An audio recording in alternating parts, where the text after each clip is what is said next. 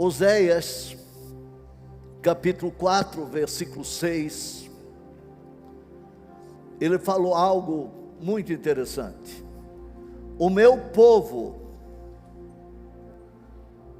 não quer saber de mim e por isso está sendo destruído. Pega outra versão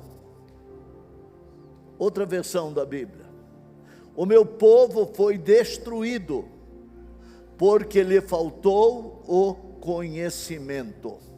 Amém. A partir da parte B desse versículo, eu quero falar com vocês sobre um assunto interessante. Decisões que moldam o futuro. E eu sou um pensador, e eu sempre estou analisando o mover do mundo, o mover das pessoas, e nós estamos numa encruzilhada não física, mas espiritual, numa encruzilhada de vida. E eu gostaria de chamar tua atenção e pedir para você olhar para o teu passado, olhar para tudo que você fez, e você também ver as decisões que você tomou no passado, o caminho que você trilhou, o caminho que você escolheu, e olhar para o presente, e você vai entender, perceber, que ele é o fruto do que você trilhou e escolheu no teu passado. Mas também eu gostaria que você, por um momento, pensasse no futuro. O que você espera do teu futuro? Para onde você está caminhando? Para onde você está indo? No amanhã, como você está vivendo? Se você está indo para um lugar com uma bênção de Deus, para a glória de Deus, ou você está vivendo somente por viver, uma vida, eu poderia dizer medíocre, uma vida sem propósito, que te leva à frustração e depois ao arrependimento. E eu gostaria nesta noite, irmãos, de ser absolutamente claro, porque o nosso tema é decisões que moldam o futuro.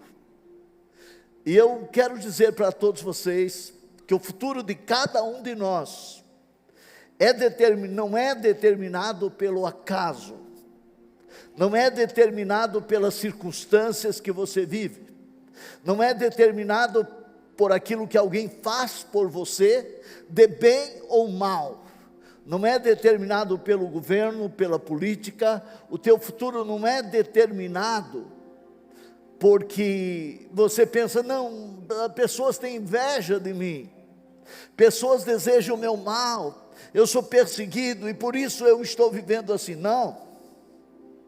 Não culpe ninguém. O seu futuro é decidido pelas suas próprias decisões, pelas suas escolhas. Muitas pessoas, elas vivem, e eu aprendi isso com os anos, esperando que algo aconteça, esperando que Deus mande um milagre, sem que a pessoa mova um dedo, sem a pessoa fazer nada. A pessoa não quer mudar de atitude, ela quer continuar vivendo a mesma vida que sempre viveu, e quer um milagre, quer que a vida mude, e isso não vai acontecer. Então hoje, que nós estamos aqui na presença de Deus, e que Deus colocou esse tema, decisões que moldam o futuro, eu quero te ajudar, se você tem essa mentalidade, ela precisa ser confrontada e precisa ser quebrada para você viver o propósito que Deus tem para você. A Bíblia nos ensina que nós somos os agentes ativos da nossa jornada. Nós vamos construindo a cada decisão, a cada escolha, a cada passo. Deus nos deu o livre-arbítrio. E com esse livre-arbítrio vem a responsabilidade de escolher, de decidir.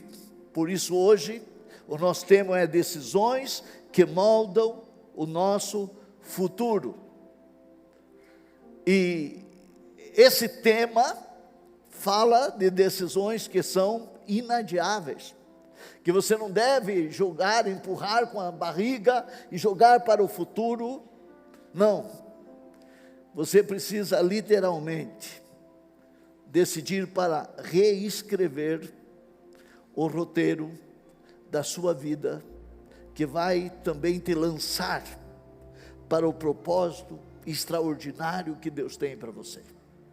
E eu estou falando isso com conhecimento de causa. Então eu quero que você abra o teu coração, porque este assunto que eu vou falar aqui não é apenas para quem quer ouvir. Talvez você veio aqui para ouvir, mas é para quem quer mudar. É para quem quer mudar. E se você quer mudar, se você quer uma nova vida, então abra o teu coração. A primeira decisão que pode moldar o teu futuro é a decisão de você edificar a tua fé, de você crer de uma maneira inabalável, não viver por emoção, não viver por vista, não duvidar, mas crer que Deus não falha, que a palavra de Deus não falha, que Deus é único. Que às vezes eu fico me perguntando por que as pessoas duvidam. Por quê? Muitos vêm à igreja, cantam, oram, elas vão na célula, mas no fundo do coração, elas ainda duvidam. Elas têm os seus questionamentos. E às vezes eu fico pensando, por que a fé da pessoa é tão frágil diante de testemunhos que nós ouvimos aqui, de pessoas idôneas que têm falado de experiência que estão vivenciando todos os dias, e diante da palavra de Deus que é imutável. A Bíblia diz, para aqueles que no primeiro obstáculo querem desistir porque duvidam, a Bíblia fala em Josué capítulo 21, versículo 45, palavra alguma falhou de todas as boas coisas que o Senhor falou à casa de Israel, tudo se cumpriu. Palavra alguma falhou. Números capítulo 23, versículo 19. Deus não é homem para que minta, nem filho do homem para que se arrependa. Porventura diria ele e não o faria? Ou falaria e não o confirmaria?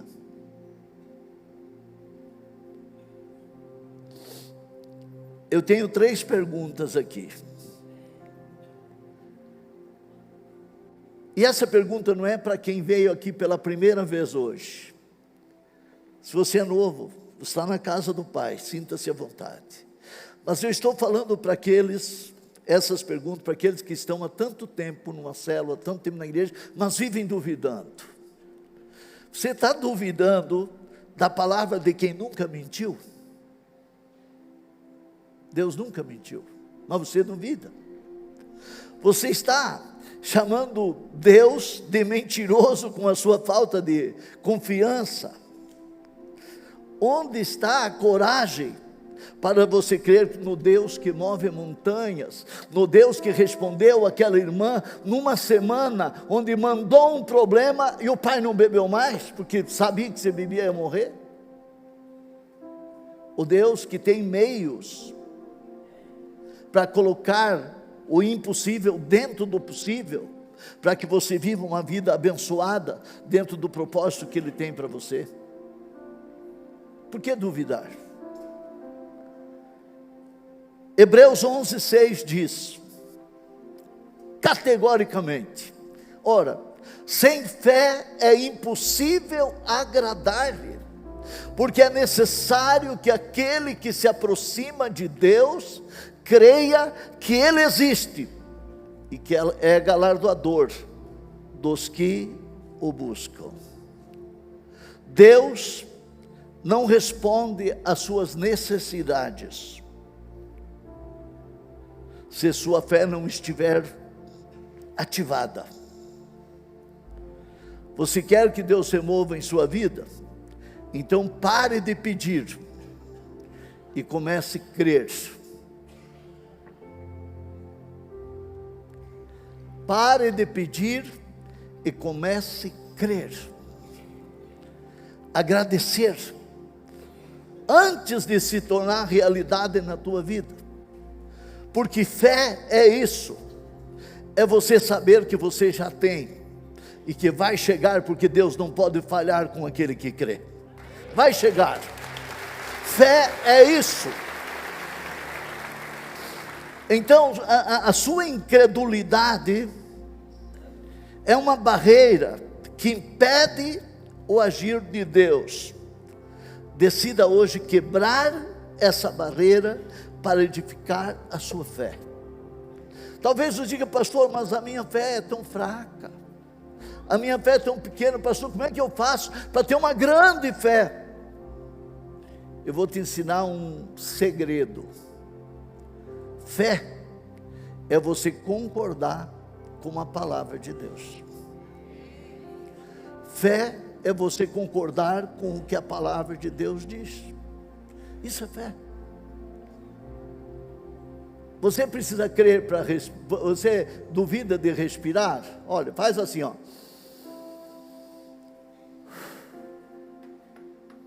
É automático. Como é que você sabe que à noite, à tarde o sol vai se pôr, e a noite chega, e no outro dia o sol nasce, e vem um outro dia? Você sabe que isso vai acontecer. É natural. Fé é natural. Você sabe que Deus não vai falhar. Se você crê na palavra dele, Ele não vai falhar. Então decida edificar a tua fé. Não viva por questionamentos, não viva por emoção, não viva por aquilo que você vê, mas creia que Deus responde a tua fé, responde às tuas escolhas e às tuas decisões, quando você escolhe de acordo com o propósito de Deus. Segunda decisão importante. Primeira, decida edificar a sua fé. Segunda, decida ser excelente naquilo que você faz hoje. Você não pode viver, não deve viver no piloto automático e sem propósito. Se você fizer assim, você está desperdiçando a tua vida. Quantas pessoas estão vivendo por viver? Como disse aquele homem, vamos tocando o barco, seja o que Deus quiser. A pessoa não tem direção, não tem paixão, não tem direção, não tem um alvo, e acha que veio ao mundo por acaso. Então eu nasci, não sei por que eu nasci, não sei por que eu estou aqui, seja o que Deus quiser. Não, a sua existência não é um erro, não é um acidente, de jeito nenhum. Você precisa acordar. Tudo na terra existe para resolver um problema, tudo tem um propósito. Você não é diferente. Você nasceu por um propósito. É interessante você entender isto. Eu fiz uma anotação aqui, o seu desígnio, o seu propósito, não foi você quem decidiu. Ele foi decidido por Deus. antes mesmo de você nascer. A sua tarefa não é criar um propósito para a tua vida, mas é descobrir e cumprir o que Deus já te deu. Você precisa descobrir e cumprir o propósito da tua existência. Jeremias 1, 4 e 5, olha o que está escrito. Jeremias 1, 4 e 5.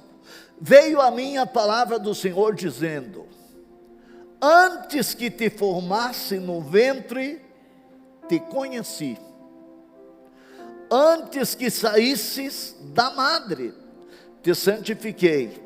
E as nações eu te dei por profeta.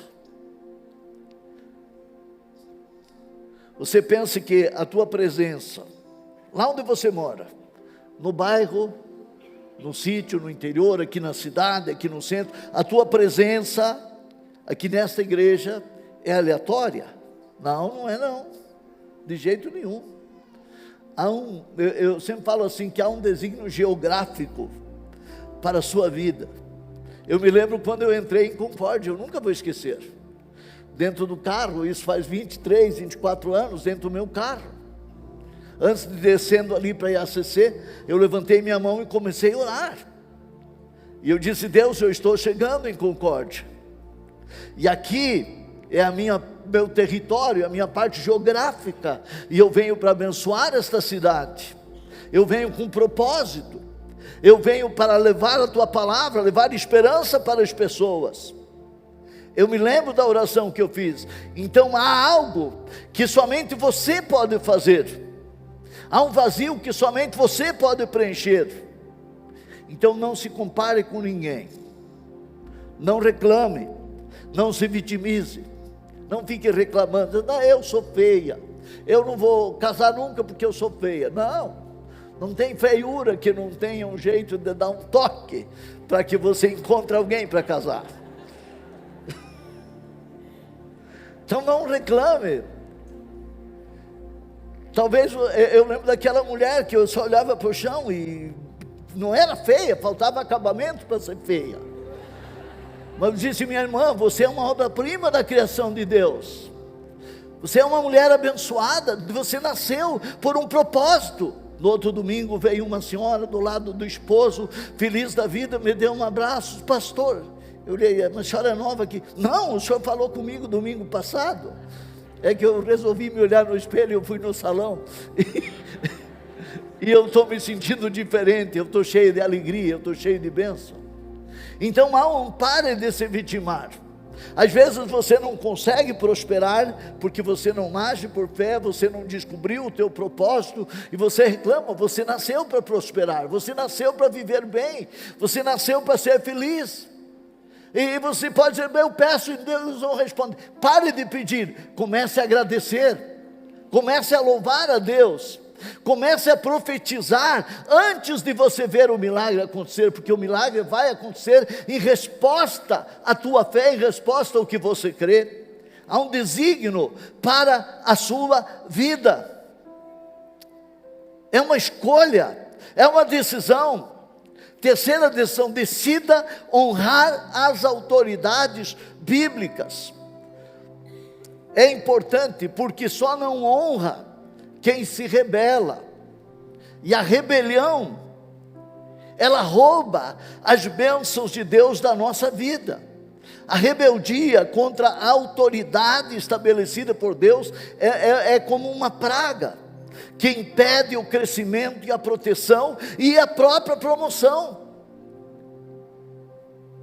Honrar a autoridade, irmãos, é um princípio criado por Deus, é mandamento de Deus. Se você quer subir na vida, você precisa entender que somente quem está acima de você tem o poder de te promover. Pessoal que foi nos Raízes Curadas, eu vi tantos testemunhos de pessoas que foram tratadas, que foram curadas, que tinham problema com os pais, que perdoaram, que liberaram perdão, que pediram perdão. Então Deus coloca autoridade sobre nós, não para nos humilhar, não para nos oprimir, mas para nos proteger, para nos ensinar, para nos corrigir. E quando eu falo de autoridade, pode ser os nossos pais, os líderes espirituais, pode ser um professor, pode ser o patrão, pode ser o governo, pode ser a polícia. A polícia não é para as pessoas justas, os policiais são para os maus. A polícia, a autoridade policial vem para nos proteger, para cuidar de nós. Mas se você não honra as autoridades, o que você pode esperar? Olha o que a Bíblia fala. A Bíblia fala sobre honrar autoridades.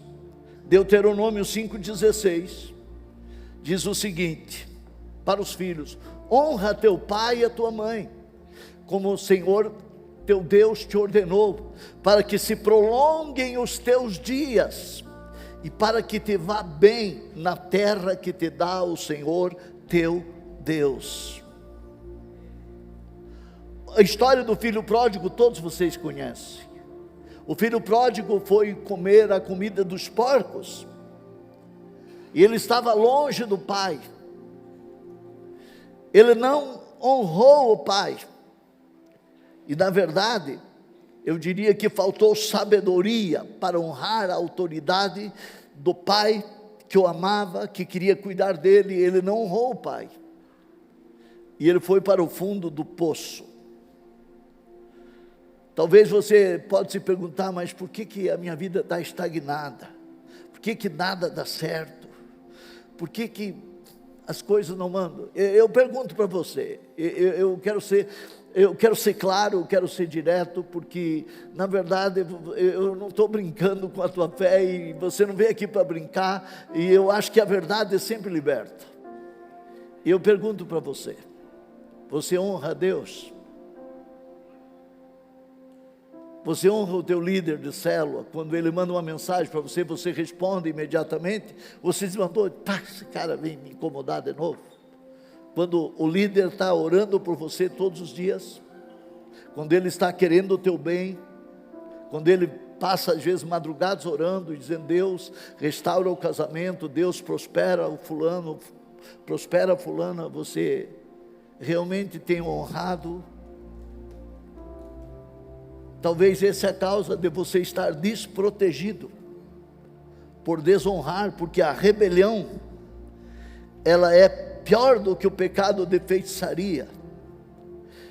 Você seria capaz de aceitar ser instruído, corrigido?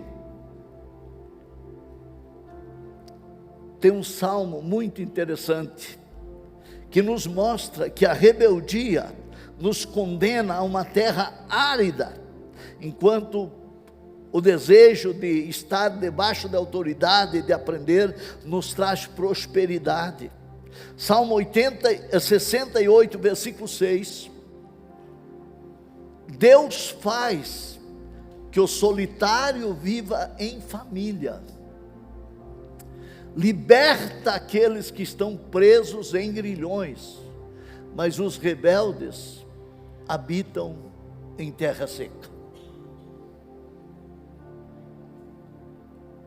Há um deserto para quem não respeita a autoridade. Então hoje eu digo para você: escolha a bênção da honra. Jovens que estão aqui, honre seu pai e sua mãe. Talvez você vê no teu pai muitas falhas, e ele tem falhas mesmo, e o teu pai não entende o que você não entende, porque talvez o teu pai nunca sentou numa sala de aula para aprender, ele não sabe ler e nem escrever. Não acha o teu pai ultrapassado, honre ele, porque ele tem a bênção que vai permitir que você viva muitos dias e vá bem em tudo que você fizer.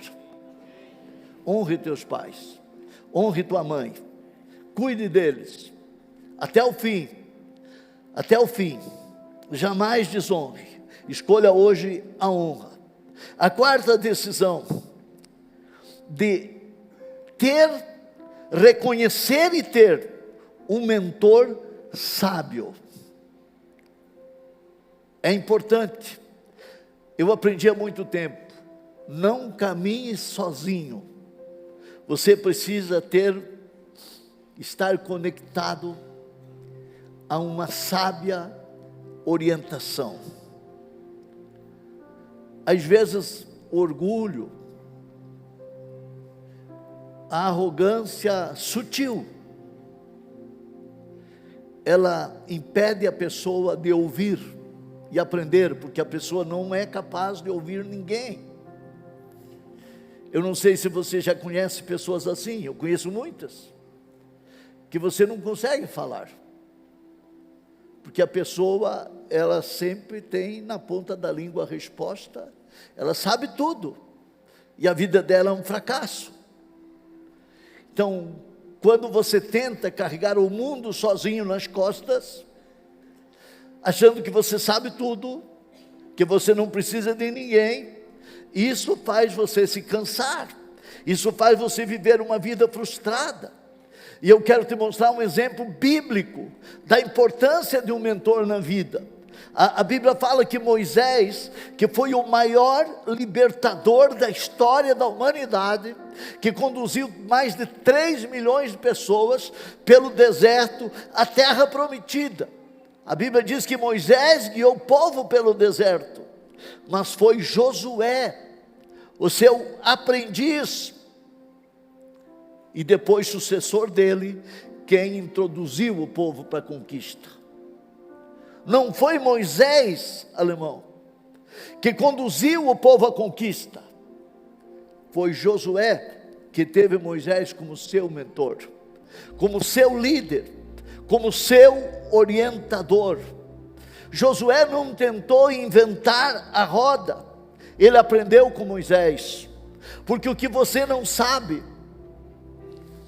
alguém que está próximo de você pode saber. Eu falo assim que o mentor é aquele que sabe o que está além da curva, porque ele já passou pelo caminho que você está passando. Então é importante você ter um líder. Quando eu falo de honrar autoridades, de ter um líder espiritual, de ter um pastor, pode não ser eu, pode ser ou qualquer outro, que contanto que seja um homem de Deus, que tenha sabedoria, amém. É geográfico, se Deus colocou aqui, já ouviu a palavra que a pastora ministrou, a importância de um lugar. Josué se submeteu, foi discípulo, observou, ele ouviu, ele foi treinado, e por isso foi capacitado para seguir em frente. Quem é o seu Moisés? Quem é o seu Moisés? Quem está à sua frente na jornada, com experiência, com sabedoria e unção, para destravar e te levar ao próximo nível. Se você tem um mentor, você estará sábio, você pode estar firme nas suas decisões, na tua caminhada. Se você não tem um mentor, você está se privando de atalhos e de livramentos, e de uma aceleração para a tua vida. Você pode ficar marcando passo. O mentor, ele não toma decisões por você, mas ele te ajuda a ver o caminho que é mais seguro, com mais clareza, para você seguir em frente. O mentor, ele não decide, ele não toma decisões, ele te aconselha, ele te dá o norte, ele te aponta o caminho, para que você tenha sucesso. Então é importante a gente parar para refletir, e hoje eu estou falando de algo um pouquinho diferente, mas princípios para a tua vida diária. É preciso parar e fazer uma análise. Será que o meu ego não subiu demais, que eu ouço ninguém, eu me acho melhor do que todo mundo, eu sei mais do que todo mundo. É preciso parar. Todas as pessoas de sucesso sempre tiveram mentores. Todas as pessoas bem-sucedidas tiveram alguém que os mentorou. Essa pergunta a gente sempre está fazendo: quem me ensina? O que eu tenho aprendido? Com quem eu tenho aprendido? Quinta decisão: olhe para a recompensa divina em cada luta, em cada batalha.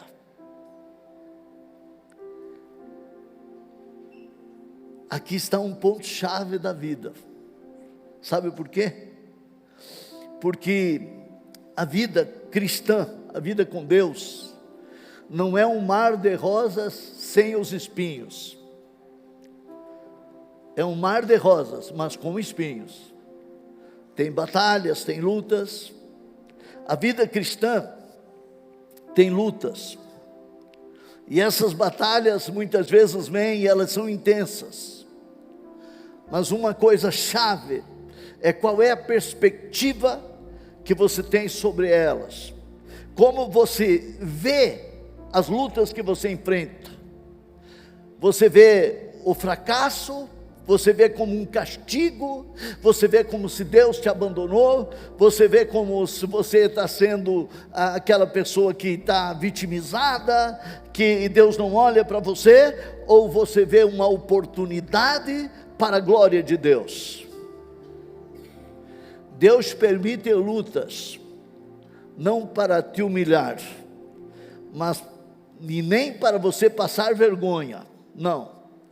Ele as permite para que você entenda que se você agir com fé, você vai alcançar grandes vitórias. Sabe por quê? Porque ele nunca perdeu uma guerra, ele nunca perdeu uma batalha. Vamos analisar a vida de Davi e Golias. Aquele gigante, Golias, ele não era um problema para Davi. Ele foi a plataforma que levou a nação a reconhecer Davi como rei de Israel. Foi a vitória sobre o gigante que fez Davi conhecido e honrado, reconhecido, e depois ele se tornou o rei de Israel.